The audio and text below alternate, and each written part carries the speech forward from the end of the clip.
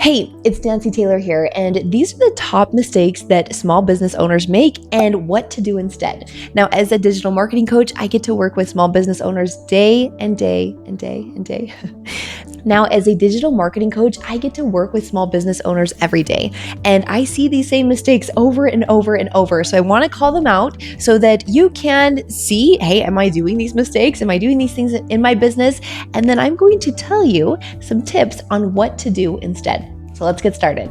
Number one is when you're starting your business, a lot of times as coaches, educational businesses, we are so excited to help people. We are so excited for our offer. We're like, this is going to be the best thing ever. Or I fine-tune this, or I specialize in this, or I'm really refining how I'm going to help people. And we think it's really great, but we haven't validated it. So mistake number one is not validating your core offer. Now, if you're thinking, well, I'm just starting and I'm figuring it out, great. Let it be messy, figure it out. But if you go forward and you're like, I'm building a funnel and I'm building all of my content and I'm setting up my website and I'm doing my brand colors and I'm getting all of this set up before I have an established offer, then you are spending a lot of time building something that may not go that direction. I always teach to sell before you build it and have it finalized. Build it with your first clients and customers as you're going. It's like taking off in an airplane and you're building it while it's in the air. I know it feels uncomfortable and it feels messy, but if you are feeling like it's going to be, the product is done and I have the funnel built and everything's fine-tuned and all the colors are ready and now I'm ready to launch, you're going to be very sad if no one's going to buy it. The process to validate your offer, there's 3 steps. Number 1 is research. Now you can go to other brands, niches, businesses, and see what are they already selling and what are people buying. The way we know this is typically they'll give you some insight, maybe on their sales. A lot of business owners will share that content online, but they'll let you know what specific offers are selling. So for me, I'm a digital marketing coach, and my expertise, I specialize in helping you build a YouTube funnel. There are other brands that help small business owners with a YouTube funnel, to market with a YouTube funnel. And I know that people are buying it because I see it sold over and over. There's several different brands that are similar to what I do. Does that mean that I'm copying them? Not exactly. Of course, I'm making it my own, but I'm researching and seeing what are people already buying. Some key pieces on the research portion is you can go to the comments of someone else's YouTube channel and see what questions are coming up over and over. What are people asking about? And that can help you with content, but that can also help you to brainstorm and ideate and think of what would be my core offer and how would I deliver it. When you are the business owner, you have 3 key pieces. Number 1 is your marketing message. Who are you talking to? This is your big who. Number 2 is what. What is the problem? Start with the problem, focus on the problem. What is their problem? We want to jump to the solution and how we can help people, but we have to first know their pain point. If we're like, I do life coaching and I can help you, nobody buys that. But if I come in and I see, hey, you want to lose weight this year and haven't been successful with other programs you've purchased, I specifically help women or perimenopause with weight loss. So now I've jumped to the problem. I have the problem, and then I have my solution. Number 3 is the how. So we have who do you help, your marketing message, what is your problem, and number 3 is how you deliver it, your solution, your unique angle and how you deliver it that sets you apart. It doesn't have to be complex. Business is simple. And when we make it more complicated and when we do the whole build, a lot of times we're putting off telling people about how we can help them, asking them about how we can help them. Number 1, research. Number 2, you are going to ask and listen. You're going to actually talk to your ideal customer or client. Get them on a Zoom call, get them on a phone call. In your initial network, you don't want to just be interviewing your mom. Hey mom, I know you love me. Will you get on an interview? Unless she's your ideal customer and client, go ahead and interview your mom. But if not, you want to get that ideal customer or client that's within your initial network. You can post on social, you can go to your community groups, go to your local church, ask within those communities if they'll jump on a call for you to ask a couple questions. On these calls, you are not coaching, you are not pitching your offer, you are only asking questions and listening. That's it. Ask and listen, ask and listen. This can save you so much time in the future because now, instead of creating the whole thing for a specific person, And then you come to find later that that person actually didn't even want what you were creating. It was this other person. I love the story of the sponge, Scrub Mommy, Scrub Daddy. If you've ever heard of that story, originally that sponge was not created for home cleaning the dishes. It was originally created for those that are working in the garage, mechanics, and the creator of it made it for himself. He was like, this is why I made it this specific way. There were some holes in there. So with my finger, I could clean in there, and then I could grab it where the smile face is to kind of grasp it and scrub a little bit better. And nobody wanted it. Okay, nobody wanted it. And it kind of clicked. He was like, hey, that kind of looks like a smiley face. Made it into a smiley face and marketed the sponge. It had been sitting on the shelf for like 5 years.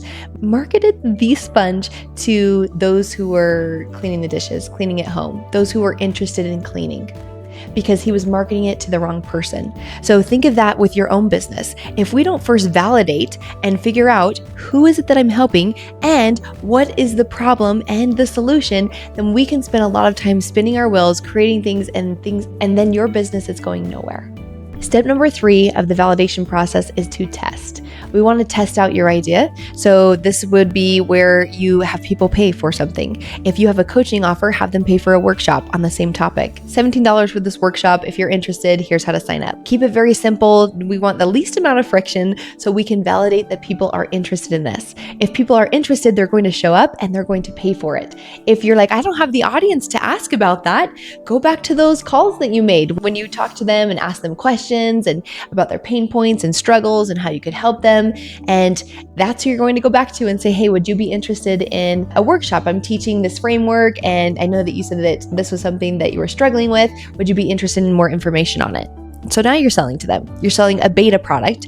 And think of all of the businesses. When you think of Nike, they had a beta product. They're in Oregon. It's a track coach and an athlete. And they had created this shoe. So they wanted to create a high-end shoe that was good quality, but it was affordable and specifically for runners. So when they're creating the shoe, he's selling a beta product out of his trunk at track meets, selling it. If you think of Lululemon, he took those Lululemon pants. He was a surfer. He went into a yoga class and was like, I can't move, I'm restricted and I'm not.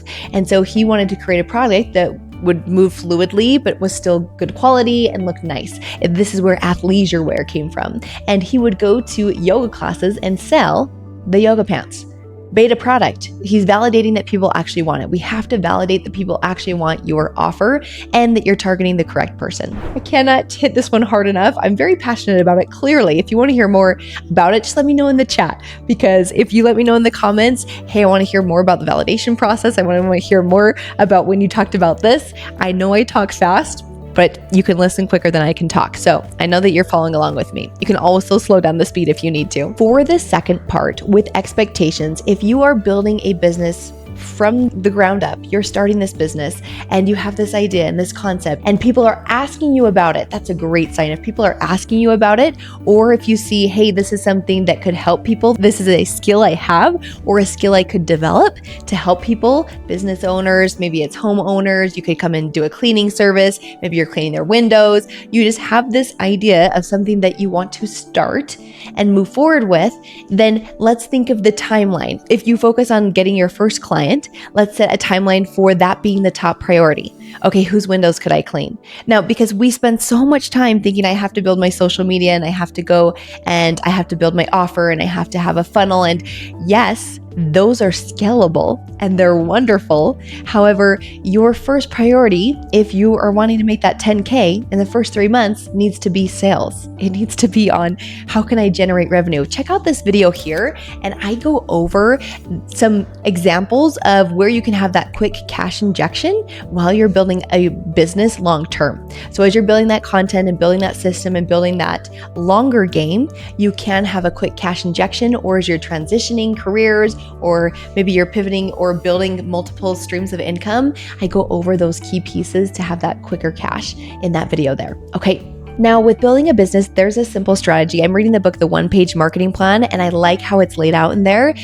Basically, it is you have, like I said before, your marketing message, your core offer, you validate that. So we already did that. Now we're ready to build the business structure. So you have your content. I think of it as buckets. So you have your content piece. This is where people are finding you. They are searching something online and then your YouTube video pops up, your content pops up, or maybe you had some paid advertising that's going in this first bucket. This is all your marketing. You're spending 80% of your time here. Now your 20% of your time is on the other two buckets. The middle bucket is you're building a relationship. Maybe it's a consult call, maybe you have a webinar. This is where you're nurturing a relationship. This is the next step on that customer journey where they didn't know you, they're a stranger, found your content, they're a lead, and then they get on your email list and you either have a consult call, you have a webinar, maybe you do a challenge. This is something where you interact. Maybe you're talking to them in the DMs, maybe they're emailing you back and forth, but they're getting to know, like, and trust you. A nurturing piece could also be your YouTube videos. When people find you on YouTube and then they watch a bunch of your videos, they're building a relationship with you. Nurturing right here in the middle. And then the third and final bucket, this is your sales. This is where people purchase your offer, purchase your product or service, and this is where you generate sales. You get better at selling and delivering the product that you have. Now, with these three buckets, this strategy is simple, but it does take time. It takes time to make sure each of the buckets is pouring into the other bucket. Like a funnel, like any funnel, a lot of experts teach the same concept. It's just an online funnel. Traffic, they're a lead on your email list, and then they convert into your offer. That's it. Simple. The third and final mistake that I want to cover is changing too soon or quitting. Stopping completely. We will get really excited about this business idea and hit this dopamine, and we're like, this will be great. I'm going to do this digital marketing gig, or I'm going to do this network marketing, or I have this really great coaching idea that can help a lot of people. When we get so excited, it kind of has that honeymoon phase, and then we don't get the sales, or the content's not performing well, or we see like a failure, or we get rejected, or we hear no's. If you approach your business and you know that half the time I'm going to get rejected, content's not going to perform well, it has nothing to do with my identity or my value, no. And if you know that half the time that's going to happen and the other half of the time people are going to gain a ton of value, they're going to say that was super helpful. Could you tell me this? Could you help me with this? It's not all going to be people loving your content and it resonating with them. Half of the time, not going to be. Rejected, failure, embarrassment, we're signing up for it. So if you approach it from, I'm going to have both of these, then this right here, the part that's kind of challenging, which your brain craves, your brain likes to be challenged. That's why building a business is so healthy. It challenges you, it's problem solving, you develop skills, you develop your self-identity and your own character traits of hard work, dedication, integrity. All of those can be developed as you're building a business. I love building businesses. Love it, love it, love it. Now, instead of changing or quitting too soon, I like how Alex Hormozi teaches this. He has 3 steps. He says, do more. So if you're doing content, do more, more, more. Then number 2 is you get better at it. And then number 3 is then you can change. So give yourself a timeline. Say in 6 months, I will revisit this decision on changing this path. And for now, I'm focused on these specific goals. And maybe you change the goal to something more creative. If the metrics aren't resonating, or if they're feeling like, I'm having such a hard time, I'm pulling this piano behind me, keep the metrics going. They're going to help you make an educated decision. But if they're deflating your conviction in your offer and what you're doing, then let's focus on a creative goal. Maybe it is, I want to get better at my hooks. Maybe it's that I want to have more consistent content. How consistent can that be? Maybe I want to respond to every comment below your videos.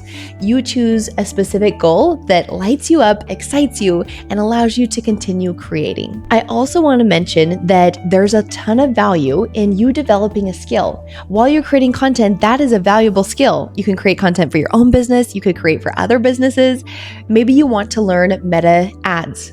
Maybe you want to learn paid advertising for your business. You're like, I'm going to learn this skill, and you develop that. You could also do that for other businesses. Maybe you want to practice talking to the camera or creating videos, editing videos. All of these are such valuable skills. So even if you look at your business and you're like, it's not generating the revenue that I expected at this point in time, look at the skills you're developing. There is so much value in the skills you're able to develop while you're pursuing a goal or while you're building a business. All right, that's all I have for you today. I hope that was helpful. I'll see you in the next video. Bye, guys.